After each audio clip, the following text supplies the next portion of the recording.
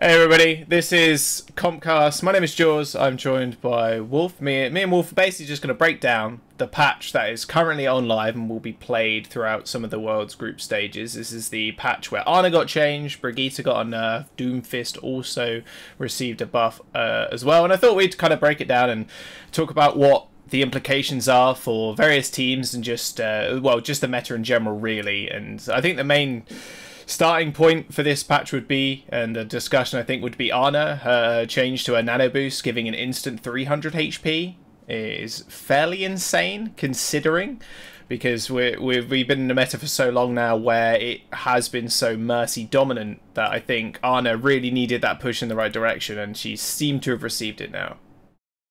Yeah, I think Ana's the big thing about Ana is the nano boost, like the range increase and the plus 300 health that she gets with that.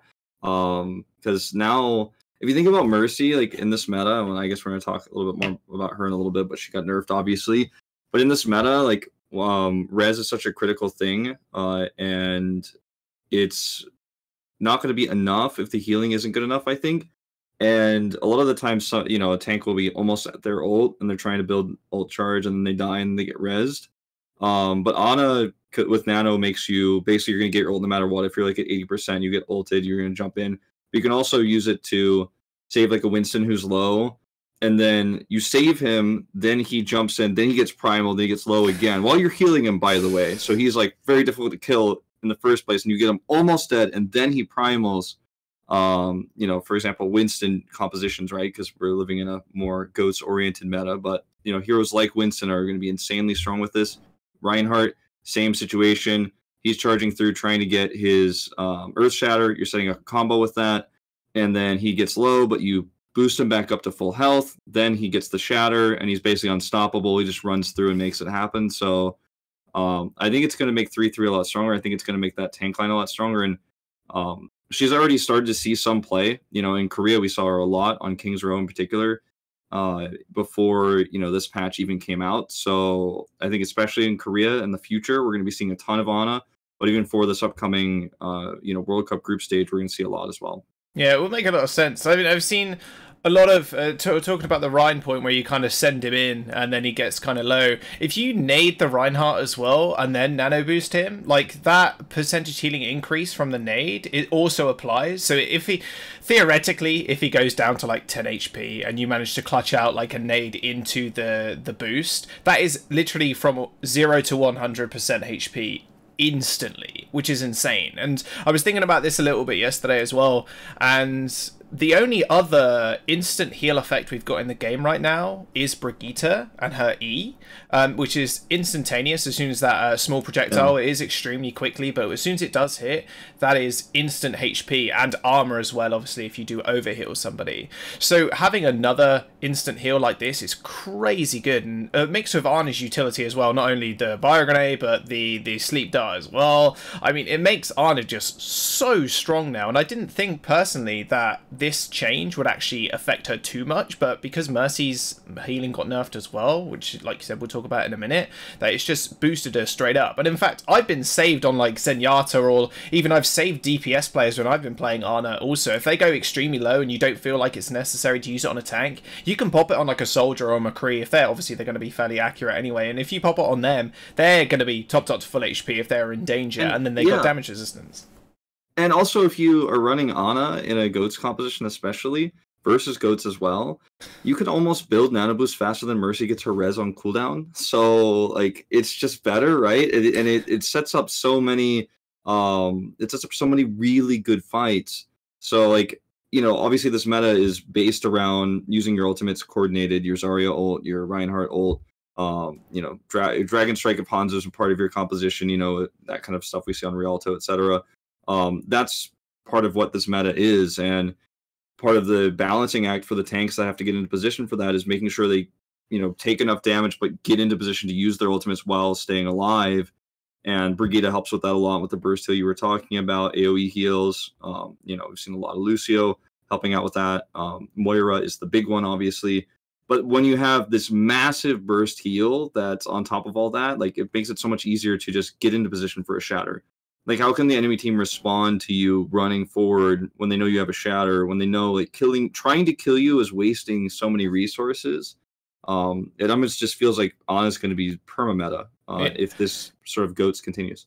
It's actually insane. And speaking of goats, we're normally seeing main heals come out from the Moira. She moves forward, she throws the orb out. The Reinhardt just puts down shield and starts swinging away. You can't do that anymore because of Ana. You can't sit there and start swinging, because if you do let down your shield for half a second, if that nade hits your team, you're done. Like, the team fight is fully over. There's no way you can push because the anti-heal is too strong. And then the rest of your backline then falls apart because your Rein just gets run over. And 3-3 does hinge on the Reinhardt being able to win out these duels in the front line. If he's receiving extra healing from the Ana and then a bio nade hits your front line, you're done. Like, there's absolutely no way you can come back. And also, the nade is just so good at shutting down things like Moira, who rely so heavily on the Barnet Grasp in order to actually gain a lot of health back. And I think that's a small interaction that people don't really think about all too much. You can fade it away, but if your fade's on cooldown, you're basically dead. And same with Brigitte as well. The AoE splash damage from the nade can hit behind the shield. You just have to aim not at the shield. You have to aim slightly to the right or to the left of her, or even above her if she's on some sort of very low ceiling point of the map. And she is then effectively done, because she cannot heal herself. She can't heal herself through her armor pack, she can't apply it to herself, and she can't heal herself just from her passive from her swings. I think it's going to be a really frustrating time to play Reinhardt with more and more Anas. When you think about like attacking right into an Ana and then the setups you talk about, because the heal deny is so strong.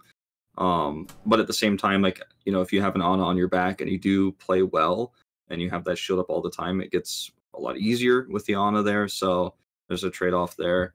Moira did get a bit of a buff on this match, like slightly, with like her you know, cooldown regenning, basically. I don't know exactly what that's called in game, but you guys know what I'm talking about. So that's going to be like, she's going to be so much more of an impactful healer just by that small percent. So yeah, keeping your shield up is going to be insanely important in those moments. And I don't know, like, because Ana becomes more meta, we see a little bit more Genji sometimes, and we have seen in Korea in particular Genji used against GOATs, especially on King's Row, and that could be very powerful if used with a Bionic Grenade, or not with a Bionic Grenade, sorry, with a Nano Boost, especially because Genji can force his way into a better position with Brigitte's armor pack on him. Then he jumps up, and then he gets the Nano Boost, which can heal him if someone's trying to burst him before that happens, which happens from time to time. It's very powerful, it's very strong, but I think it's more likely we'll see people try to counter this comp with Sombra, I think. With like Sombra Genji, we've seen a little bit of that, you know, experimented with. There's a lot of like questions we don't have the answers to right now in terms of the pro play, like how is this really going to settle?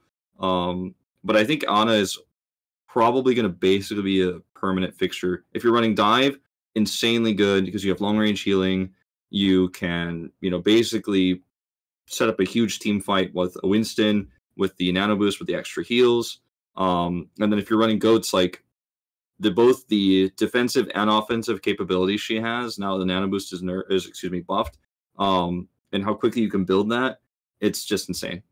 It's and just going on the dive point, I think when it comes down to it as well, I was playing a map of Anubis the other day, and I was playing Ana on defense, and normally you'd kind of set up, if you're running 3-3, you'd kind of set up on the platform, and then if you get pushed off by their 3-3, you kind of huddle onto the point. If you're running a Widowmaker, which you do normally do on Anubis, you put them on the high ground, obviously, but Ana can sit so far back, and like you mentioned, the range healing is just so insane, and if people shouldn't be doing this at all, but like, especially when you're attacking against an Ana, but if you push big health pack room on the right hand side, if you're on the defense, the attackers get nothing there. They push through the Ana nades, and that's it. The team fight's just done and over with. Ana is, we've seen so many fights like that, yeah. Yeah, it's so silly now. I just can't think of a point where she won't be used. Even in 3-3, I think the healing is just too strong, especially just the nade in itself. And I think she just needed this tip over, like this push over the edge in order to be meta in the 3-3. She isn't going to be as mobile, yes, but the Lucio is kind of there to help you with that in order to kind of speed boost you in and out and just make sure you're protected with the boop. But now you have an AoE bio grenade. If it lands on 3 people, which it guaranteed will in 3-3, then your Lucio is going to be doing extra healing, etc., etc. And With I think on on attack, like Lucio's going to still be like insanely as a big staple, but I think there's going to be some situations with Moira on defense where Ana becomes so powerful against that, like we were talking about before. But yeah, Yeah, with Mercy change as well, the healing being reduced by 10, so 60 to 50. If anybody's played around with the new Mercy now, like, that 10 doesn't seem like a lot on paper, but it feels so slow now, like incredibly slow, compared to someone like Ana, who already had higher HPS. Like, you could heal a lot faster as Ana, comparatively to the old Mercy. However, like, you had to obviously guarantee you hit those shots in order to maintain that high HPS. But now it's down to 50. It does feel sluggish, and you do feel like you would be better off on Ana because, again, the utility is there. The best thing about Mercy is that she is one of the easiest heroes to play in terms of support. You have a crazy short cooldown on mobility. She is very good with things like Pharah and Junkrat and Hands over damage boosting, although you can't damage boost dragons anymore. But still, regardless, just getting that ultimate online quicker. She does have a place in the meta, I think, but Ana right now is going to be tip-top of comp.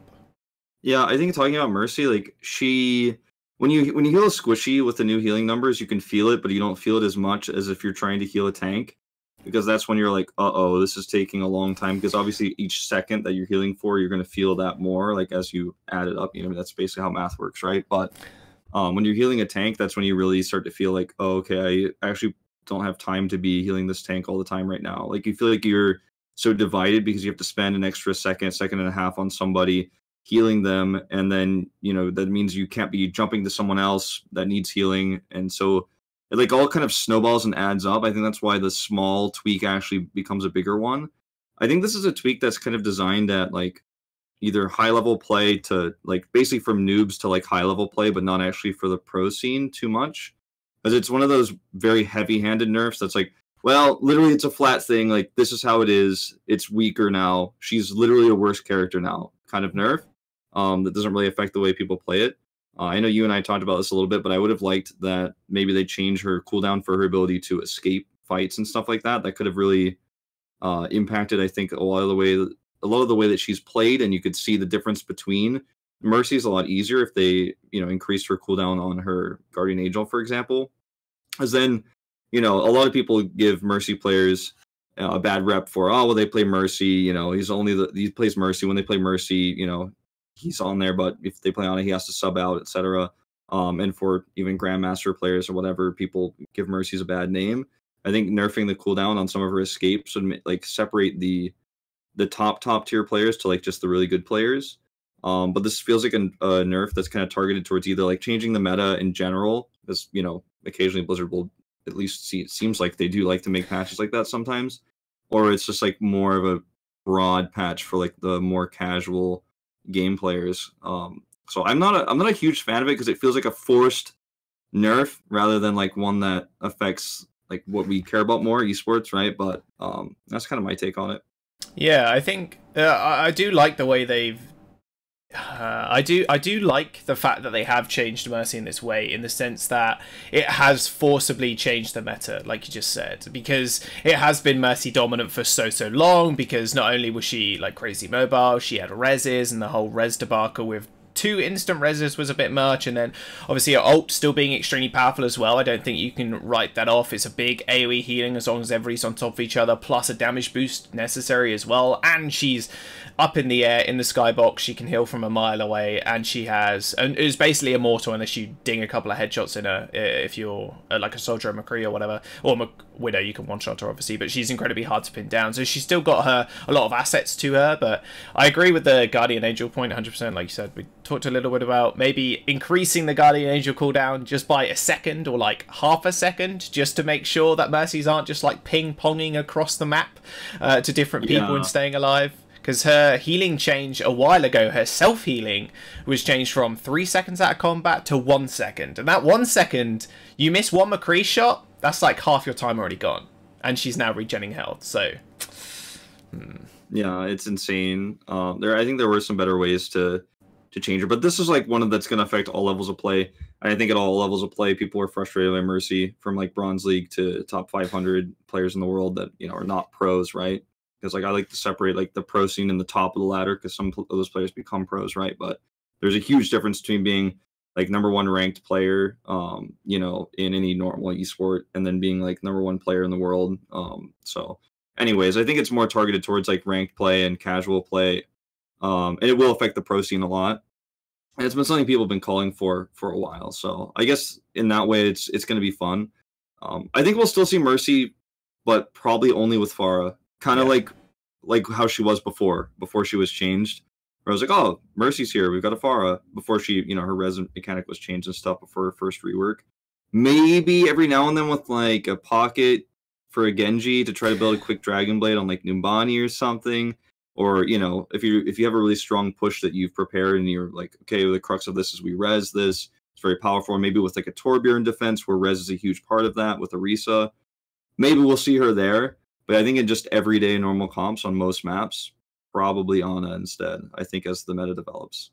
Yeah, it is a good shift. And I mean, we just talked about 3-3 a second ago, and Brigitte was one of those heroes that has been introduced recently that everybody was a bit like, where does she fit in? Like, she's really strange in the way she plays. She's like, and I remember playing comp for the first couple of weeks when she was like introduced to comp, and everybody was like, oh, she's a healer, we only need 2 healers. And then it was like, yeah, but we've got this Mercy and we got a Brigitte. That's not like a lot of healing up time because my heal's on like a 7-second cooldown, and I have to be near someone to heal via AoE.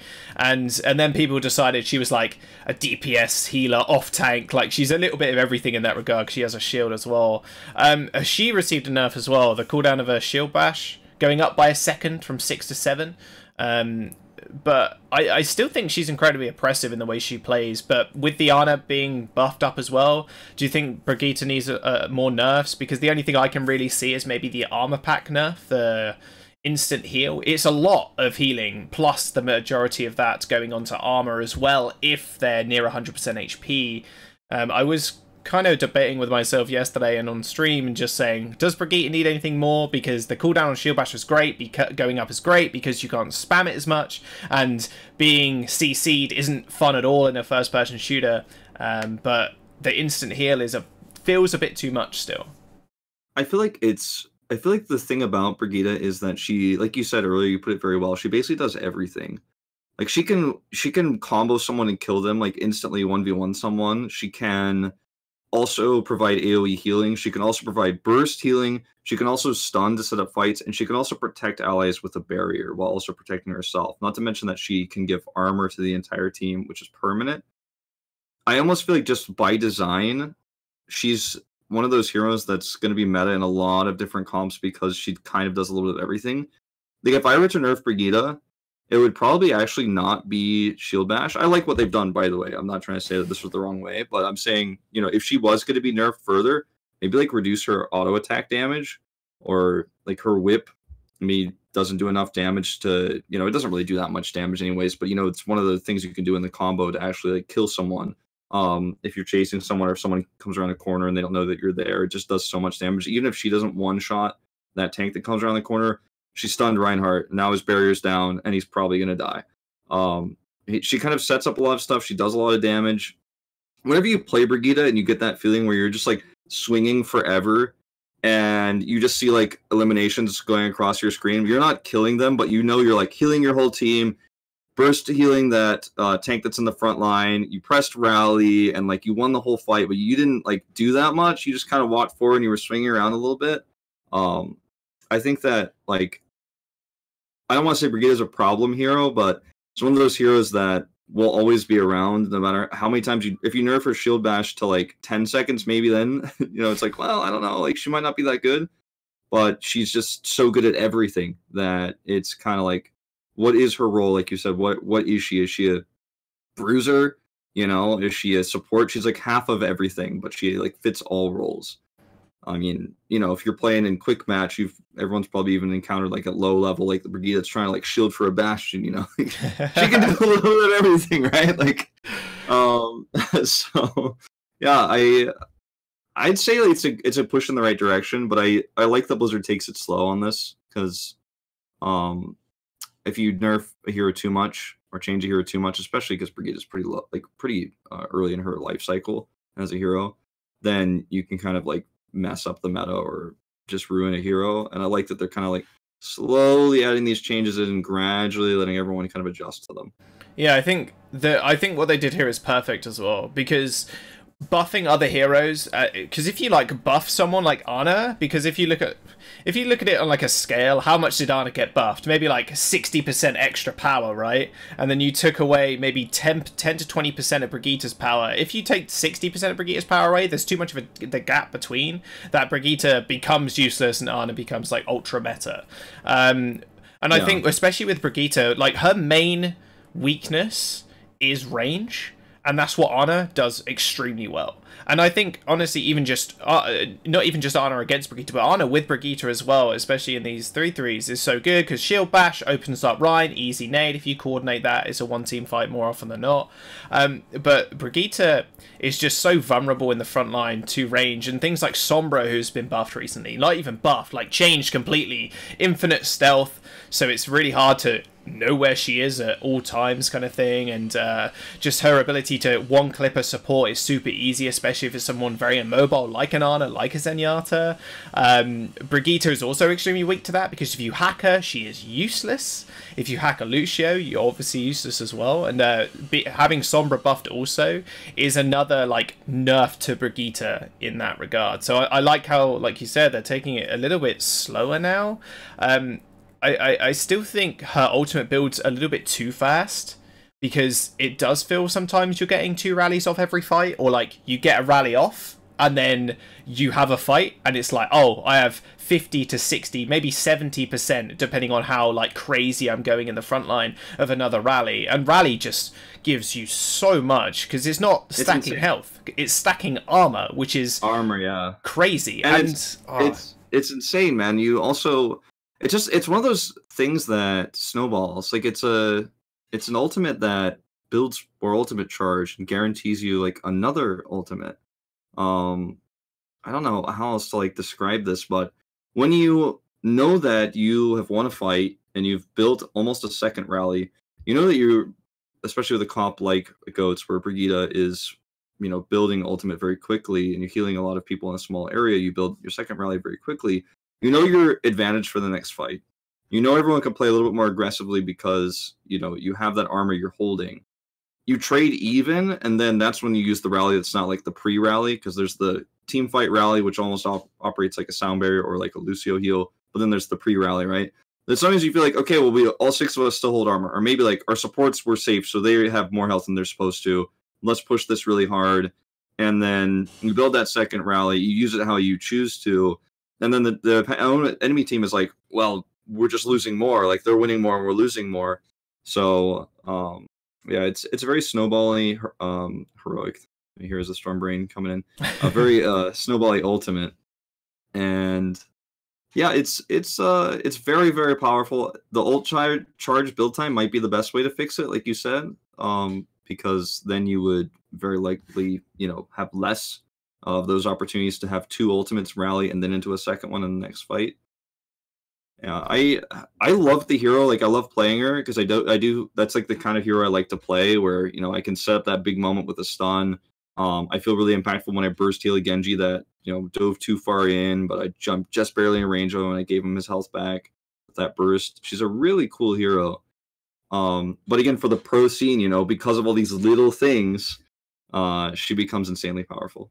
Yeah, and speaking about the pre-rally armor and the armor during the team fight as well, it is one of the only ultimates that you can build up while still having it active on like supports or whatever. Yeah. And obviously Zarya and Zen are like the 2 primary beneficiaries of that ultimate, because they stack armor under the shield, makes them incredibly hard to kill, especially a Zen, 300 HP Zen, kind of dumb. So you gotta, the way I think about it as well is if Brigitte, because I normally save rally to the start of the fight, because if we're going to go into the fight, if I start stacking armor ever so slightly and then we roll in, you get more armor than the cap that you can have additional armor. Yeah. So Zenyatta can be in the front line almost, because he will get his armor completely filled out, and if he chunks below his shield and chunks a little bit of his armor off as well, that'll regen during that rally, which is incredibly effective.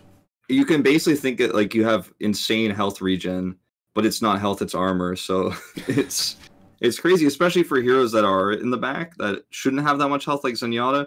if the Zenyatta is positioned correctly, even if someone's trying to shoot him at range, like a hit scan, if he gets hit once and pokes around the corner for a second, as long as he's still in range of the rally, he like comes back up.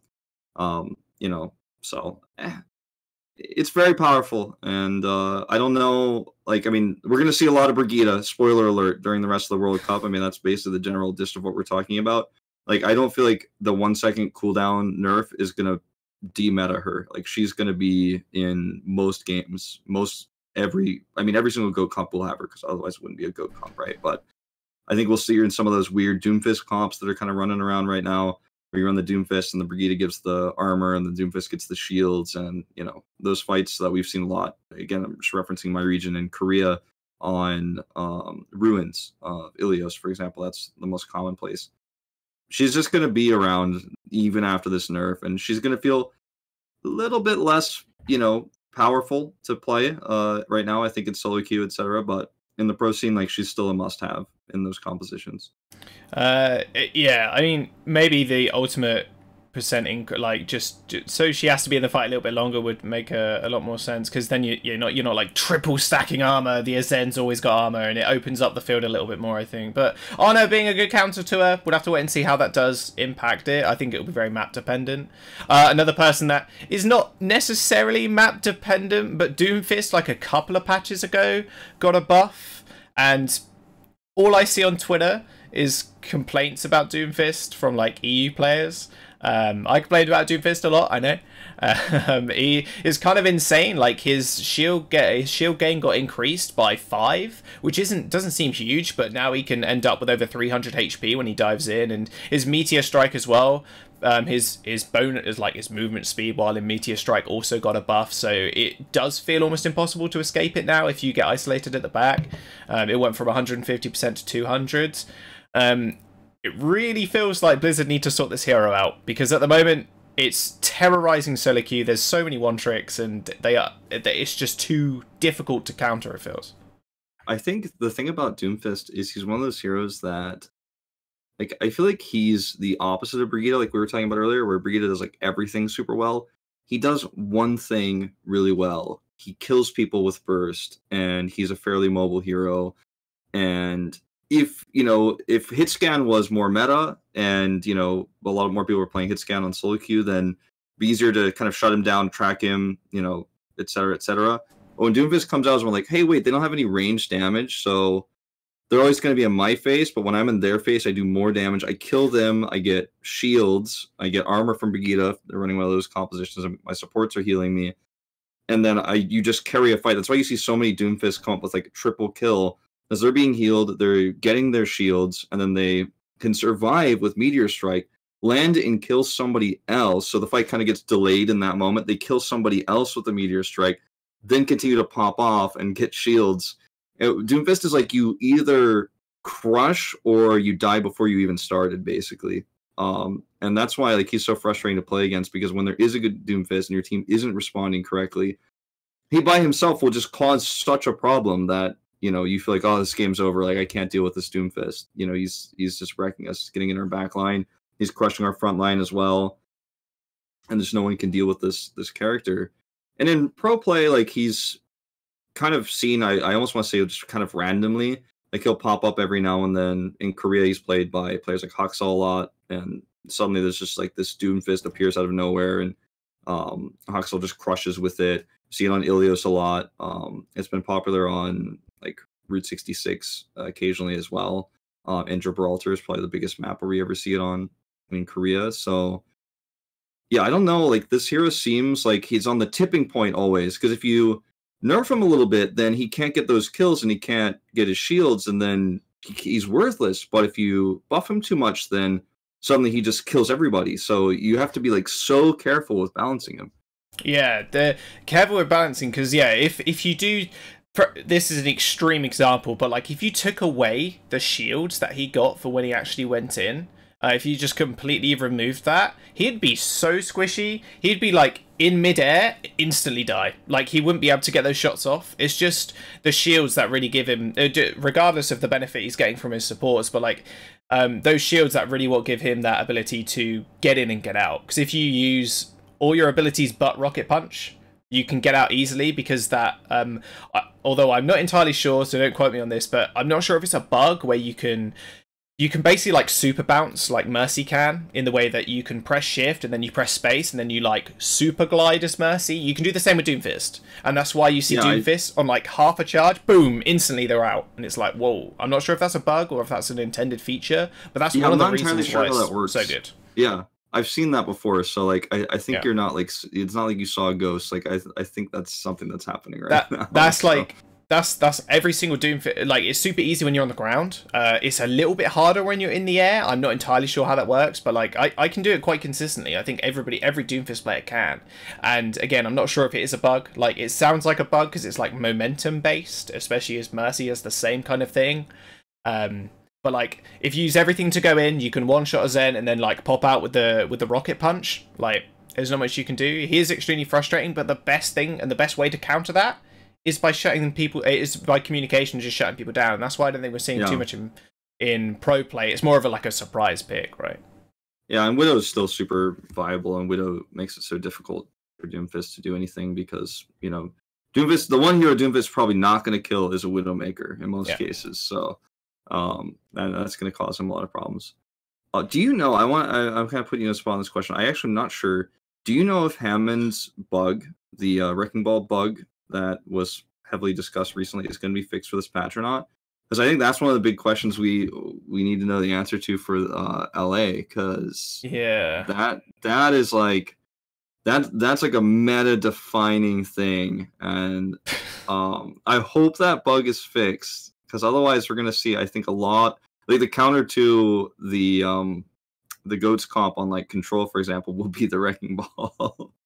I'm not. Now that people know about it. Yeah, I don't know. I'd assume, because it's so crazy and like game breaking, I'd assume it's fixed.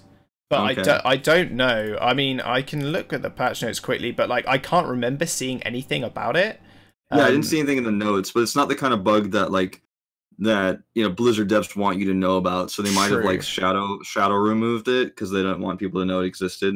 Because like obviously more people know about, like, this is basically an exploit almost, like the Winston thing. It's not really an exploit, but if you know about it, then you can exploit it. So that's something that, like, I hope that's fixed. I don't know if they can do that. If it's not, I don't know if that's something that can be changed, but I hope that the teams know about that.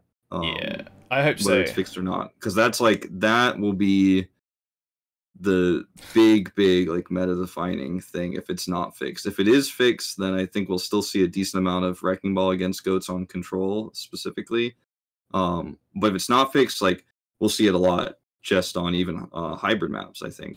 Yeah, I think I think maybe they hotfix it, I'm not sure, but like, it is meta defining, and kind of Wrecking Ball is so good when he does incorporate that, and it's fairly repeatable as well. It's not like an offhanded bug where it's like, oh, it didn't like, it happened, like, whatever. It's fairly repeatable. Hopefully it's fixed. Obviously LA group stages will be coming up very soon, in the next few days in fact, but I think that wraps up this. We did talk about a fair bit of the patch, and I think we covered most of the topics that we wanted to do, so that's pretty good. Yeah. Ooh. I haven't really got anything else to say.